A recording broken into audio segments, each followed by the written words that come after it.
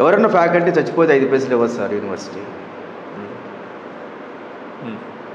కనీసం ప్రైవేట్ కాలేజీలో ఏదైనా అయితే యాక్సిడెంట్ అయితే ఒక 5,000 2,000 అని ఇస్తారేమో కానీ బట్టి ఖర్చులకి 5 రూపాయలు కూడా ఇవ్వరు వీళ్ళు. ఇక్కడ కదా ఏ యూనివర్సిటీ కూడా ఇవ్వదు.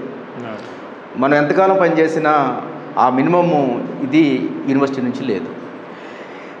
రిటైర్డ్ అయిపోయిన తర్వాత కూడా ఏమీ లేదు. మేము ఇక్కడ జాబ్ చేస్తూ ఇంకో చోట ఏం చేయడానికి కూడా ఏమీ లేదు, చేయలేము, చేయడానికి కూడా ఛాన్సెస్ కూడా ఏమీ లేవు. కాబట్టి మాకు మా మంత్లీ శాలరీలో ఎవరైనా కట్ చేసుకొని ఒక్కసారి రిటైర్ అయిపోయిన తర్వాత ఏదైనా ఇవ్వటమో ఉంటుంది కదా సార్, అట్లానే అదొకటి కావాలి మాకు. అట్లీస్ట్ కొంత ఏదో పిఎఫ్ ఏదో అంటారు కదా సార్, పిఎఫ్ఏఎస్ఏ కూడా లేదు, ఏమీ లేదు. ఈరోజు వెళ్ళిపోతే ఏమీ లేదు సార్. అది కూడా కాదు, ప్రైవేట్ ఉద్యోగులకి హాస్పిటల్ ఫెసిలిటీ, హాస్పిటల్ ఈఎస్ఐ కానీ అదేమీ లేదు సార్. మాకు జస్ట్ రోజువారీ కూలీ సార్. ఈ నెల చేసామా, మాకు వచ్చిన డబ్బులు తీసుకున్నామా, మా తట్టపుట్ట తీసుకుని వెళ్ళిపోయాం, అంతవరకే.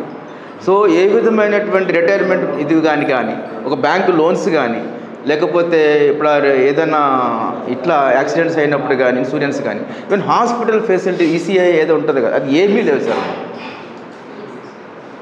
అది సో రెగ్యులర్ చేయటం అనేటువంటిది మీరు చెప్పిన లాంగ్ ప్రాసెస్. అది దానికి కొంచెం హడిల్స్ ఉంటాయి, టెక్నికల్ ఇవన్నీ ఉంటాయి, బట్ ఇవి చేయొచ్చు సార్. ఇది చేయొచ్చు, ఇది యూనివర్సిటీ లెవెల్లో చేయొచ్చు.